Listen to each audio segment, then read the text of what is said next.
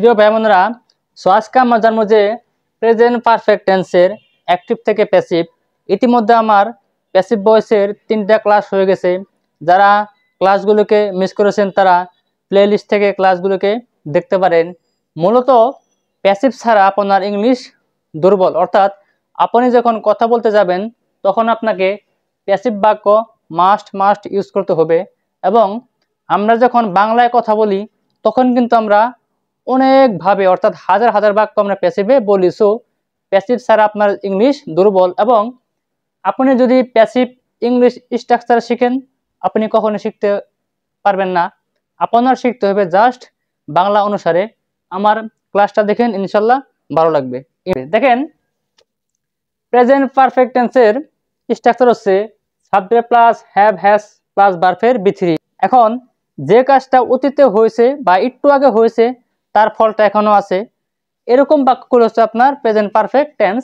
এবং present perfect টেন্সকে আমরা যখন প্যাসিভ বাক্য করতে যাব তখন সব কিছু ঠিক থাকবে, শুধু একটা বিন আসবে। যেমন সাবজেক্ট প্লাস হ্যাভ অথবা হ্যাজ প্লাস বিন প্লাস ভার্বের বি3 প্লাস এক্সটেনশন।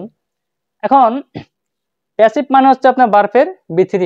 আমি ভাত রান্না করেছি, এটা হচ্ছে আপনার প্রেজেন্ট পারফেক্ট টেন্স এবং অ্যাক্টিভ বাক্য। কেন?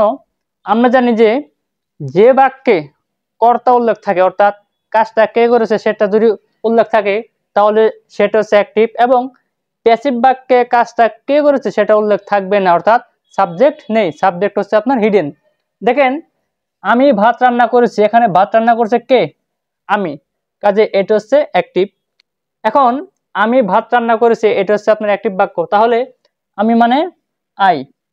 এরপর হচ্ছে আপনার স্ট্রাকচার অনুসারে হ্যাভ অথবা হ্যাজ, আয়ের পরে সবসময় আপনার হ্যাভ হয়, তাহলে আই হ্যাভ। এরপর বলছে আপনার ভার্বের বি3। এখন ভার্ব হচ্ছে আপনার রান্না করা, তাহলে আই হ্যাভ কুকড। কুক মানে আপনার রান্না করা হয়ে যাবে কুকড, ভার্বের বি3, তাহলে কুকড। আই হ্যাভ কুকড, আমি কি রান্না করেছি? ভাত। ভাত হচ্ছে এখানে আপনার অবজেক্ট, তাহলে রাইস। এখন দেখেন, আই হ্যাভ কুকড রাইস, আমি ভাত রান্না করেছি, এটা হচ্ছে আপনার অ্যাক্টিভ বাক্য। এখানে আই হচ্ছে সাবজেক্ট, কুকড হচ্ছে ভার্ব এবং রাইস হচ্ছে আপনার অবজেক্ট। আর আপনার প্যাসিভ বাক্য করতে গেলে একটা অবজেক্ট লাগবে, অর্থাৎ অবজেক্ট ছাড়া আপনার প্যাসিভ বাক্য হবে না। দেখেন, আমি ভাত রান্না করেছি, এটা হচ্ছে অ্যাক্টিভ। এটার প্যাসিভ বাক্য হচ্ছে বাংলা আপনার ভাত রান্না করা হয়েছে, ভাত রান্না করা হয়েছে। তাহলে প্যাসিভ অ্যাক্টিভের অবজেক্ট, প্যাসিভের হবে সাবজেক্ট, তাহলে এখানে ভাত হচ্ছে আপনার সাবজেক্ট, তাহলে রাইস। তাহলে ভাত রান্না করা হয়েছে, এটা হচ্ছে প্যাসিভ, তাহলে ভাত হচ্ছে সাবজেক্ট, রান্না করা হচ্ছে ভার্ব। এবার বলছে সাবজেক্ট প্লাস হ্যাভ অথবা হ্যাজ। রাইস হচ্ছে আপনার আনকাউন্টেবল নাউন, যে সমস্ত নাউনকে আমরা গুনতে পারি না তারা সবসময় হচ্ছে আপনার সিঙ্গুলার, তাহলে রাইস হচ্ছে একটা আনকাউন্টেবল নাউন, যার জন্য হবে আপনার হ্যাজ, তাহলে রাইস হ্যাজ, রাইস হ্যাজ। এরপরে বলছে একটা বিন, এরপরে একটা বিন, তাহলে রাইস হ্যাজ বিন। এরপরে বলছে আপনার ভার্বের বি3, এখানে রান্না করা মানে কি? কুক, সি ডাবল ও কে, কুক, ইডি হচ্ছে ভার্বের বি3, তাহলে রাইস হ্যাজ বিন কুকড, ভাত রান্না করা হয়েছে। এই বাক্যটা প্যাসিভ কেন? কারণ এখানে ভাতটা কে রান্না করেছে? আমি করেছি বলছি নো। আপনি করেছেন বলছে নো, বলে নাই। সে করেছে বলছে, বলে নাই। বলছে শুধু ভাত রান্না করা হয়েছে, নিশ্চয়ই কাজটা কেউ না কেউ করছে, কিন্তু কে করছে সেটা উল্লেখ নেই, যার জন্য আপনার এটা হচ্ছে প্যাসিভ। তাহলে আমি ভাত রান্না করেছি অ্যাক্টিভ, ভাত রান্না করা হয়েছে হচ্ছে প্যাসিভ। এরপর হচ্ছে আপনার দেখেন, সে মাছ খেয়েছে, এখানে সে হচ্ছে আপনার সাবজেক্ট, মাছ হচ্ছে আপনার অবজেক্ট এবং খাওয়া হচ্ছে আপনার ভার্ব। এখন সে মাছ খেয়েছে, এটা হচ্ছে আপনার অ্যাক্টিভ বাক্য। কেন? কারণ মাছটা কে খেয়েছে?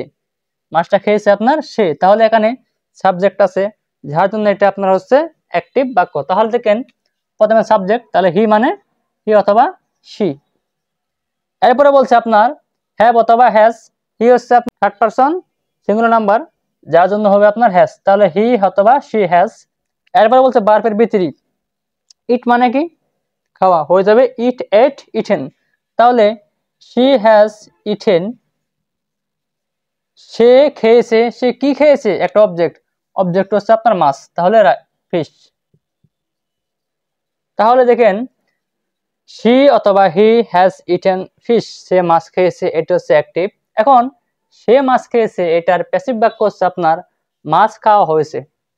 এটা প্যাসিভ কেন? কারণ মাছটা কে খেয়েছে এটা বলছি, বলি নেই। কেউ না কেউ তো মাছটা খেয়েছে, কিন্তু এখানে মাছটা কে খেয়েছে সেটা বলা নেই, যার জন্য এটা হচ্ছে আপনার প্যাসিভ। তাহলে মাছ, মাছ মানে কি? Fish, fish.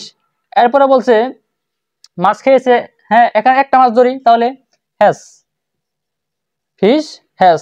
এরপরে বলছে একটা বিন, একটা বিন স্ট্রাকচার অনুসারে, তাহলে ফিশ হ্যাজ বিন। এরপরে বলছে আপনার বার্ফের ভিতরি, এখানে খাওয়া মানে কি হচ্ছে বার্ফ, ইট এট ইটেন, তাহলে ফিশ হ্যাজ বিন ইটেন, মাছ খাওয়া হয়েছে, এটা হচ্ছে আপনার প্যাসিভ বাক্য।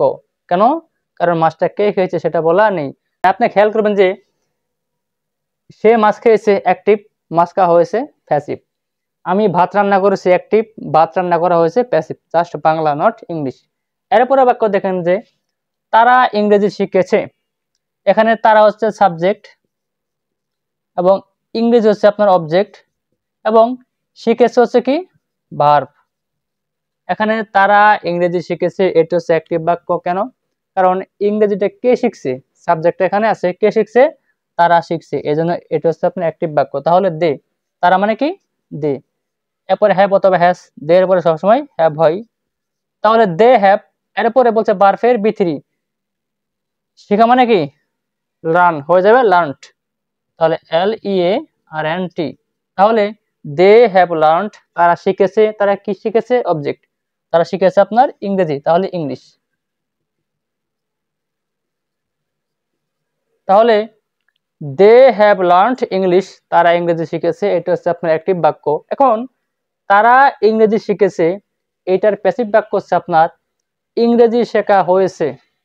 এটা প্যাসিভ কেন? কারণ ইংরেজিটা কে শিখছে এটা বলা নেই, আমি, তুমি, আপনি, সে, করিম, রহিম, যদু, মিনা, টিনা বলা নেই, যার জন্য এটা হচ্ছে আপনার প্যাসিভ বাক্য। তাহলে ইংরেজি শেখা হয়েছে, তাহলে ইংলিশ হচ্ছে আপনার সাবজেক্ট,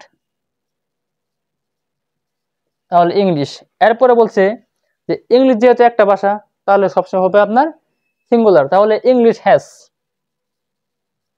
এরপর হচ্ছে আপনার একটা বিন, তাহলে ইংলিশ হ্যাজ বিন। এরপরে বলছে আপনার বার্ফের ভিতরি, লার্ন মানে কি? শেখা, হয়ে যাবে লার্নড, LEARNT। তাহলে দেখেন ইংলিশ হ্যাজ বিন লার্নড, ইংরেজি শেখা হয়েছে। তোমার ফ্রেন্ডস, আপনি সবসময় খেয়াল করবেন যে বাংলা, যে আমি ভাত রান্না করেছি অ্যাক্টিভ, ভাত রান্না করা হয়েছে প্যাসিভ। তারপরে সে মাছ খেয়েছে অ্যাক্টিভ, মাছ খাওয়া হয়েছে প্যাসিভ। তারা ইংরেজি শিখেছে অ্যাক্টিভ, ইংরেজি শেখা হয়েছে, এটা হচ্ছে আপনার প্যাসিভ। আপনি যদি এইভাবে বাংলা বুঝে করেন, মানে আপনি যেভাবে বাক্য মেক করবেন, জাস্ট এই নিয়মে পৃথিবীতে সমস্ত বাক্য আপনার একটা ক্লাস দেখেন মন দিয়ে, আপনি বাসায় বসে প্র্যাকটিস করেন, আপনি যেভাবে অর্থ মেক করবেন সমস্ত প্যাসিভ বাক্য হচ্ছে এক। সো মাই ডিয়ার ফ্রেন্ডস, যদি ক্লাসটা ভালো লাগে please write a comment and একটা শেয়ার দিন। আপনার একটা শেয়ারের জন্য আপনার অনেক ফ্রেন্ডের হেল্পে আসতে পারে। Thank you so much for watching my video. See you again in the next video, next part. Be safe. Assalamu alaikum.